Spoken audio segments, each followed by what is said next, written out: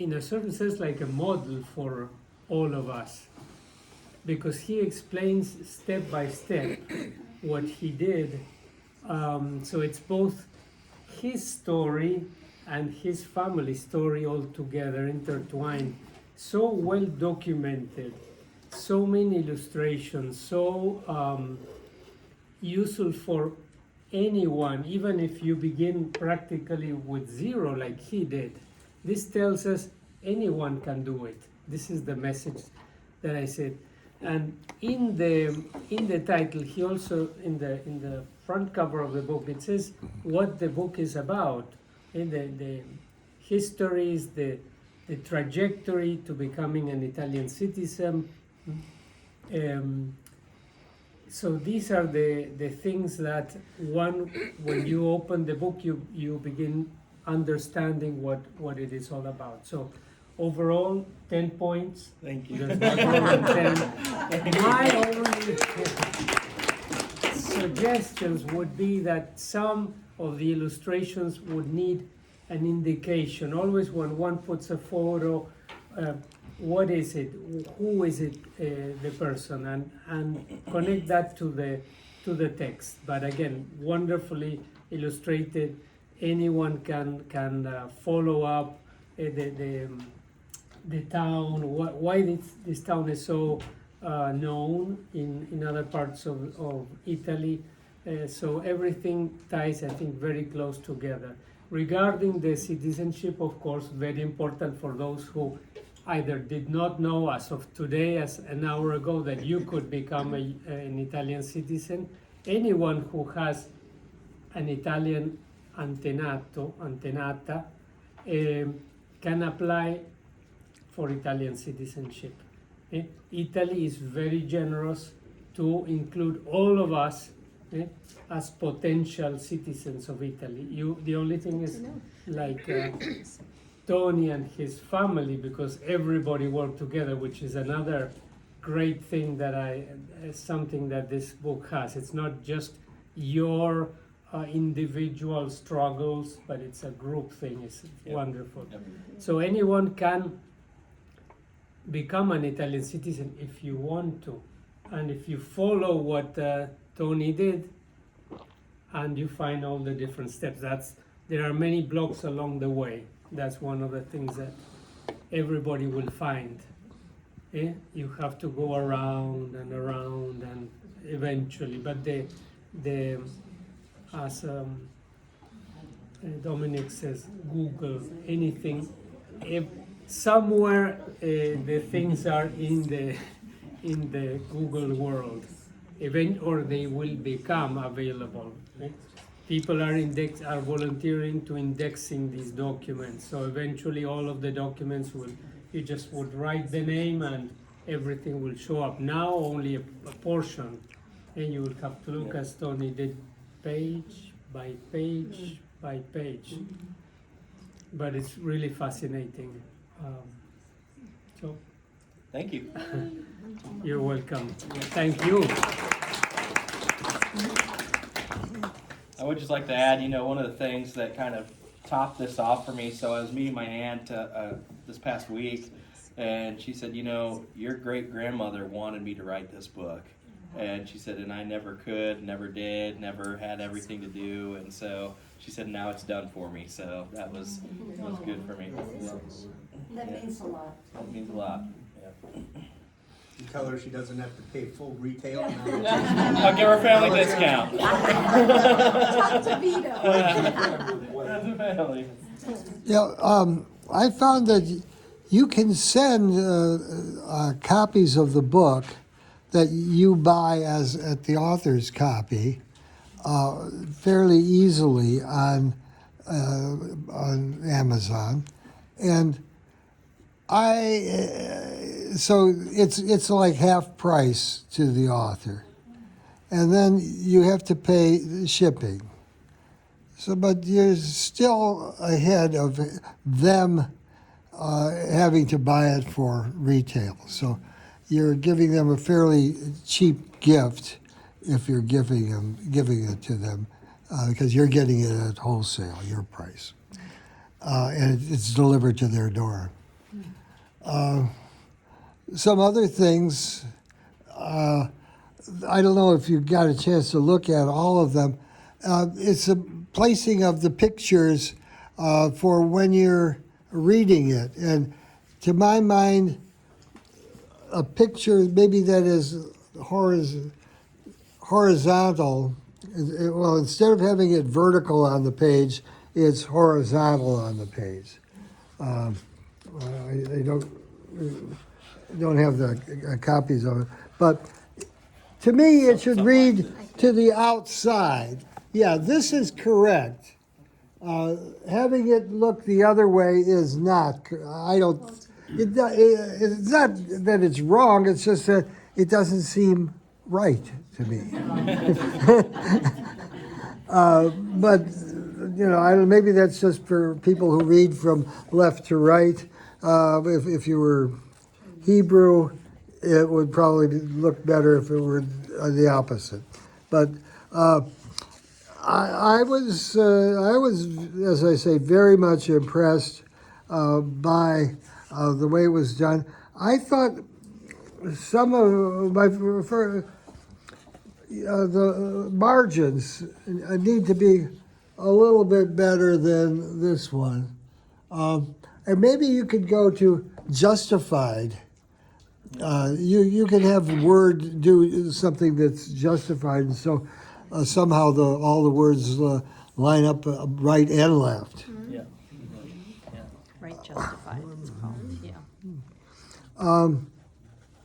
And there are some. I thought maybe the print was too big, but on the other hand, big print is becoming popular with people in my age group. So that's not so bad. And they're just kind of cosmetic things that I would improve. And then the aesthetic thing, the historic thing, he colorized black and white official photographs. Well, you might want to do that for your own purposes, but don't present that in sort of a historical, as a historical document. Yeah. But it's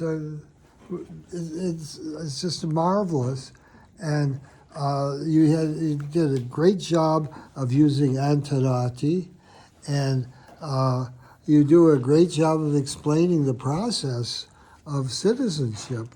I think when you market it, you can market it as a guide to acquiring Italian citizenship. But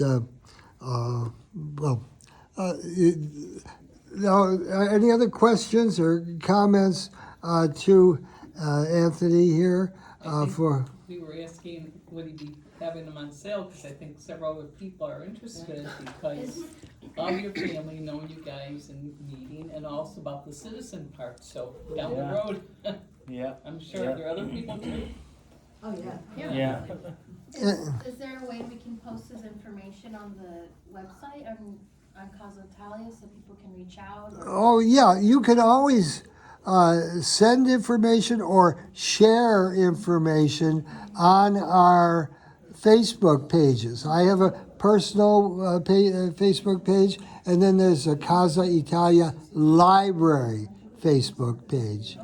And we allow sharing on both of those.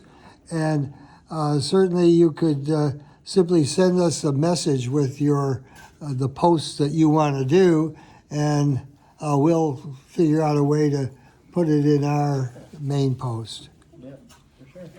There's also the Instagram, Casa Italia Library Instagram. Yeah, we're everywhere.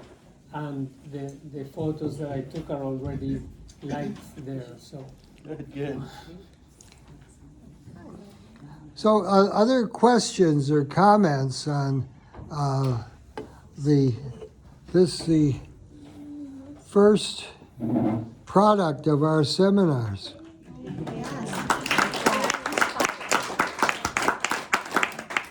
Awesome. I have a question. did you use any, I know you just sort of started, so I don't know if you had any interview recordings with any relatives? No. Okay, No. nothing like that.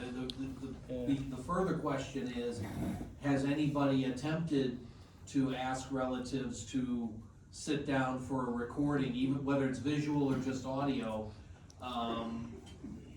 You know, I've talked with relatives forever and ever and just feed them questions and let them go to town, but I know that if I brought out a recording device, they'd have a little bit of a problem with me doing that, even though they're perfectly happy with us to hear what they have to say, you know? Yeah. Has anybody had good or bad or indifferent luck asking relatives to, be recorded, even if the recording never sees the light of day, it just use it as a transcription,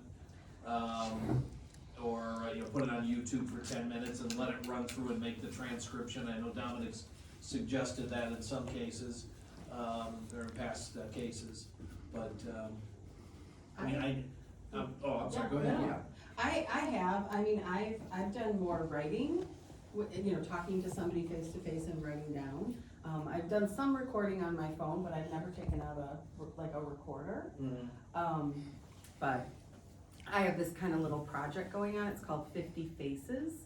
And so my goal is to have 50 interviews with my people and 50 different faces for my book.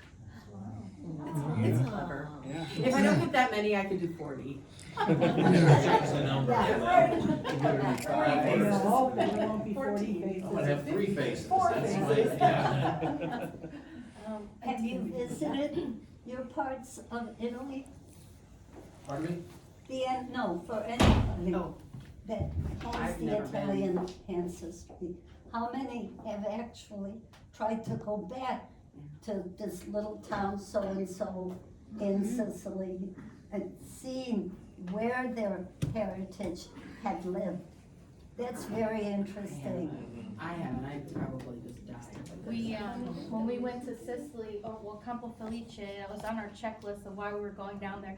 We got to meet the mayor, and we, you know, kind of told her what we were doing, and, you know, had used his Italian, we were studying a little bit, and, we caught her coming in, and she was really friendly, welcoming, wanted to speak, and she said, it's so great, you know, that Italian Americans want to come back and see where their ancestors are from. She's like, that is really special.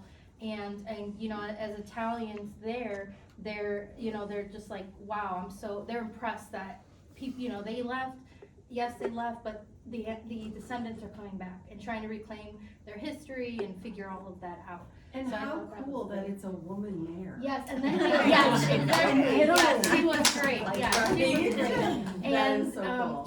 what was funny was, she's like, you know, my mother's maiden name is Venturella, and then the man she assigned to us to help us Yeah. out, my mother's maiden name is Venturella. Oh, So it was kind of Yeah. all over. Still is. Yes, and then Wow. the mayor that was running was a Venturella, Oh. cause it was the end of her term and she was done, but, they were doing the elections while we were there, and they were going around the speaker, kinda advertising, you know, vote for, what was his name, first name? Giuseppe Venturella, and Yeah. going around the Yeah, piazza yeah. and trying to advertise, so that was really cool, we came at that time. Yeah. I did wanna add, I was looking at the, this is where, well, not here, but we spent a lot of our time in the Family Search Center. They have one in Naperville. Here, I have the phone number, and it looks like their operating hours are, Tuesday, 12 to 3 p.m. and 3 to 6 p.m. if you're needing to go later. And then Wednesday, 3 to 6, and 6 to 9 p.m. Thursday, 12 to 3 p.m. and 3 to 6 p.m. Friday, 10 a.m. to 1 p.m. and then 1 to 4 p.m. And then Saturday, 9 a.m. to 1 p.m. Now, they have people there that are willing to help you go through your documents and help you search and everything. They're volunteering their time to help you find your ancestors. And that we had a lot of help where we live, near our area. It says 630-505-0233 is the phone number.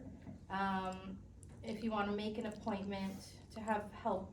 Walk-ins are welcome, it says, and the address is, let's see. It is, okay, they're located at 1320 Ridgeland Avenue in Naperville, Illinois. And they have volunteers there to help you go through documents. If you're stuck somewhere, they offer suggestions, because they did that for us. Yep. And that's where you can also access documents that they would normally charge, but you get it free through them, because they've already paid for the services. Yeah, even some of the stuff that's on Family Search, you can get it all free and stuff like that, but some of the stuff you click into it and it'd say like, you need to go to a Family Search Center to get this. Right. And so I'd have to go in and then you can access it from there.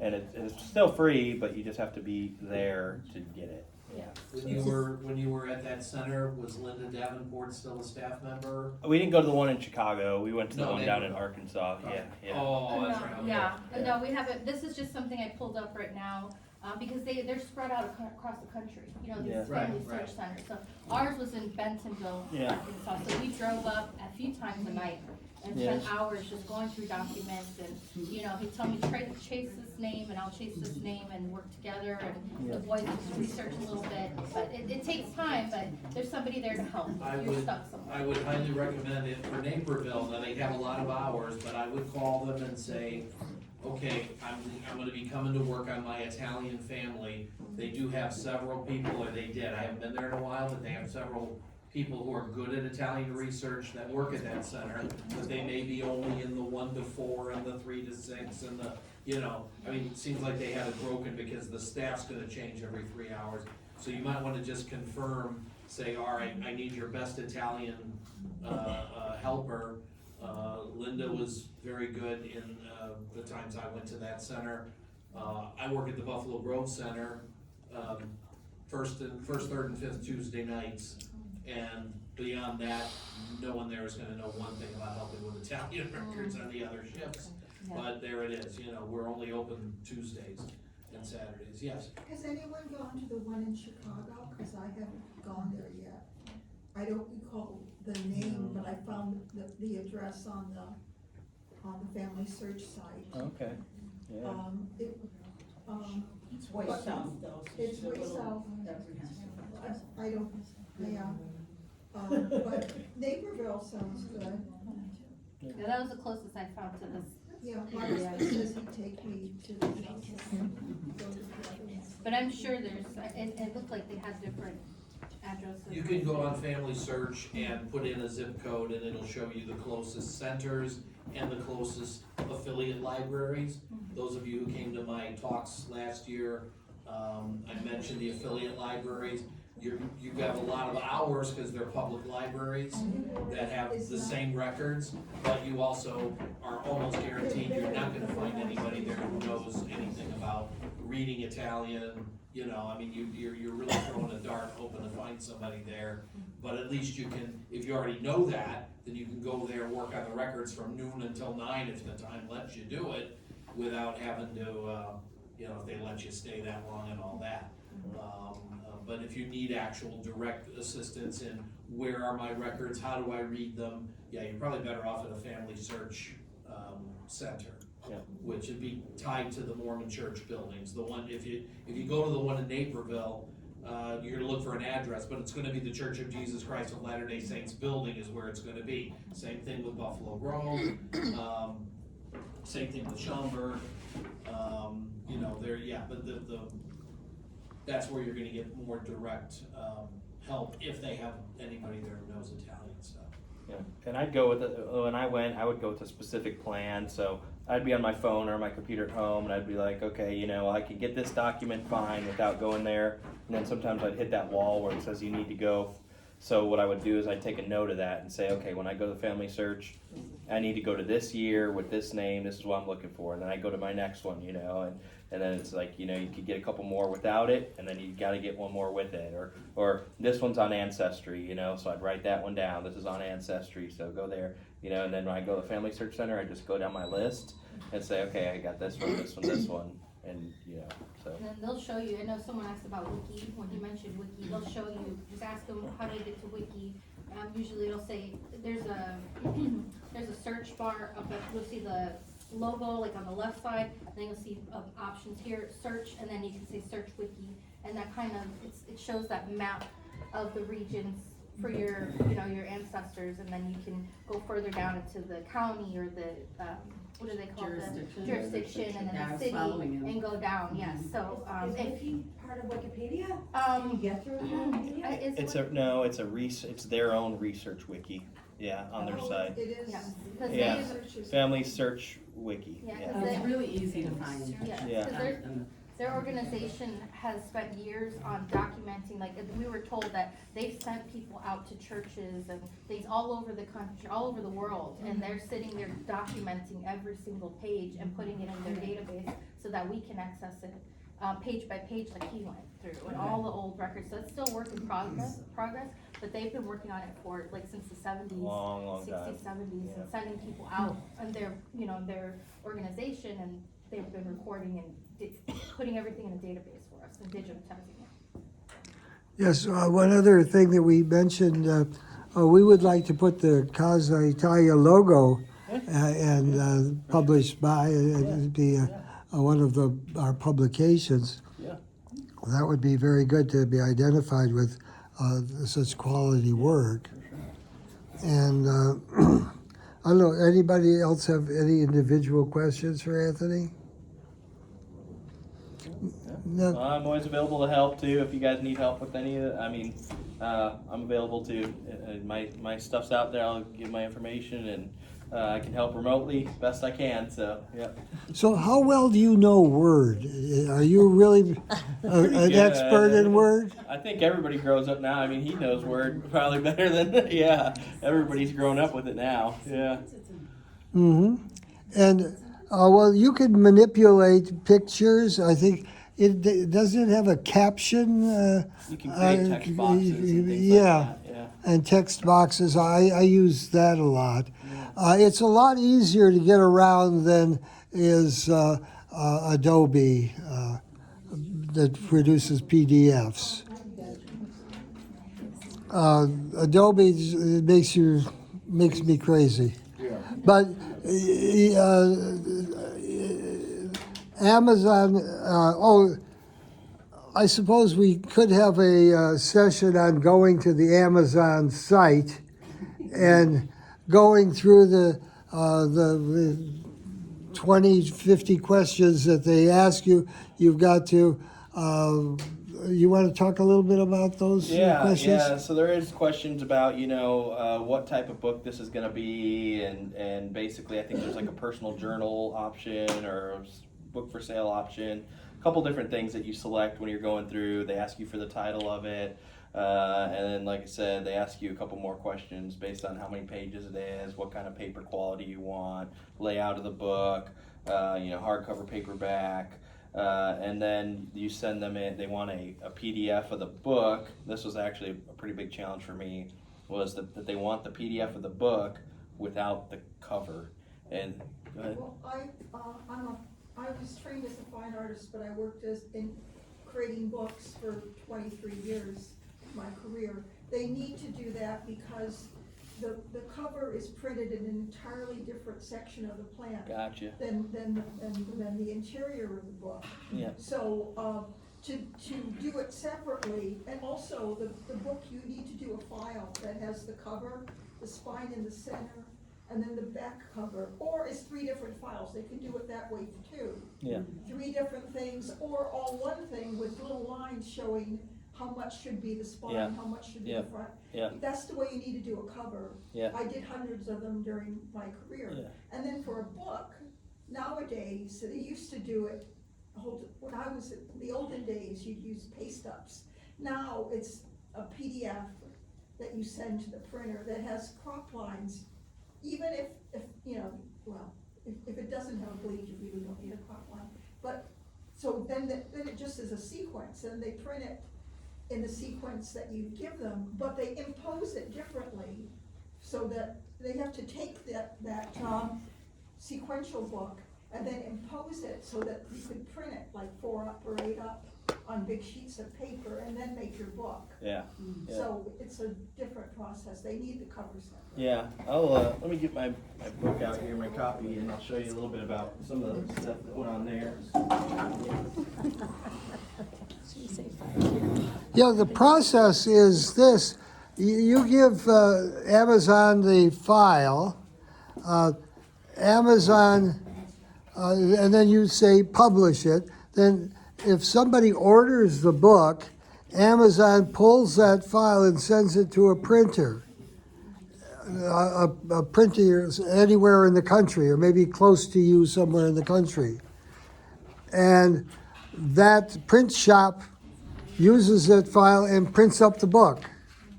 Maybe they print up half a dozen copies, maybe they print just one. But they never print 1,000 of them on the hope that it's going to be a popular book, and they're going to, so you don't have remainders. And this was, anybody who's ever published a book in the past thought, oh, how many do we have to have? Oh, I think 5,000. Yeah. Well, maybe 1,000, 2,000, 3,000. 1,000 is a lot of books. It's hard to get rid of them. Yeah. And a lot of people get discouraged because they end up with having all of these remainders. And one of the reasons why small circulation books did not get published in the past was this remainder problem. They asked for subsidies in that case because there was going to be they anticipated a remainder problem. But now that there's not a remainder problem, you can get it produced fairly cheaply. Yeah. Almost as cheap, probably as cheaply as you would printing Xerox copies. Yeah, it was, so I got 6 total books. I got 3 of these guys. I gave one to my mom. And then I got 3 of these. So 3 hard, 3 soft, just to kind of see the difference. And as you can see, so here's my cover of the book. And then here's my cover of the book again. So this was because they wanted the cover file, and then this was my actual file, you know. But they did a nice job on the spine. This lined up and did pretty good. But then on my hardcover copy, it didn't really go up there. So I don't know. Still some work to do on that part of the process. The other thing that kind of got me a little bit, so the ISBN was on here, and it looked pretty good. It's in the right spot. It doesn't cover wording. It looks perfect, you know, as it should. But then on my hardcover, for some reason, it's like double or triple the size of my, and it cut into my wording, you know. And so I don't know where that went wrong, but it looked good on my proof, you know. It has to be over a certain size or it doesn't scan. Yeah. So they gave it an optimum size when they did it. Yeah. They enlarged it just so that it would scan better. Yeah, and it did perfect. They did But it. if it's too small, you sort of, sometimes it doesn't scan. Yeah. Yeah. And there's a question on those ISBN numbers. If you get a free one, the identification of the book is very likely to be as a privately published book, which is for highfalutin professors and all that, that's bad. We tried to brand it as books published, not privately, but by the Casa Italia Library, very prestigious organization. But it kept on coming up in the descriptions where you go to purchase it as privately published. A couple of times we slipped by it. I don't know how that happened, but they give it to you free. If you want to have it so that it looks like it's not privately published, you got to pay $150 or something. And so that's a question. At Casa Italia, we run on pennies, and that's what we get back every month. I get Amazon putting 22 cents into my bank account.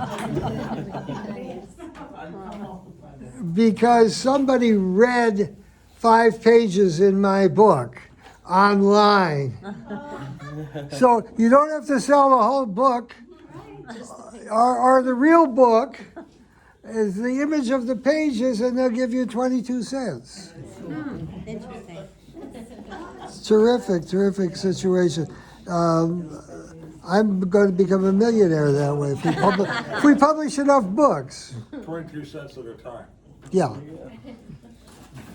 Yeah, and so like Dr. Candeloro said, this one says not for resale. I just didn't want to kind of publish this out there yet. I wasn't quite ready. I wanted to talk to some family members and make sure all the information here was good to share and all that kind of stuff. So Oh, that's good. And I have talked to them now, so it seems like everything's good to go. And now I've got a lot more to add. So once it's added and everything, it'll be out for sale. So. Okay. Well, that's another thing.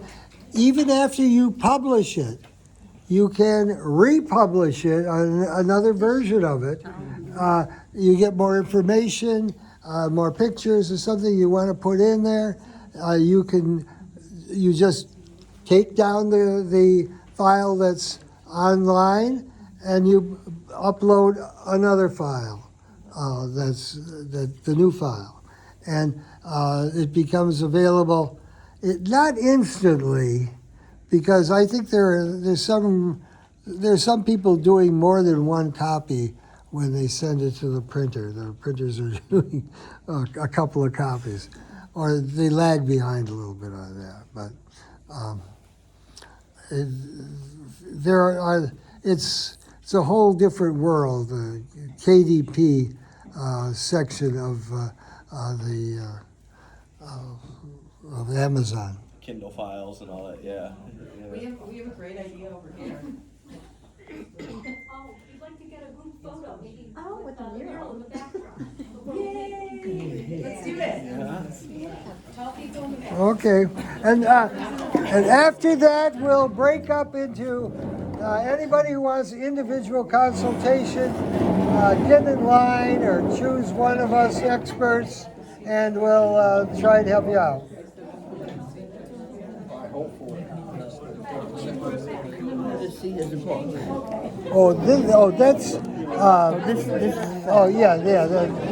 That's his book. And then this is the book That he's talking about. that Anthony did. And it's got pages marked by Martine. I love the pictures. I love pictures of the old families. Oh, yeah.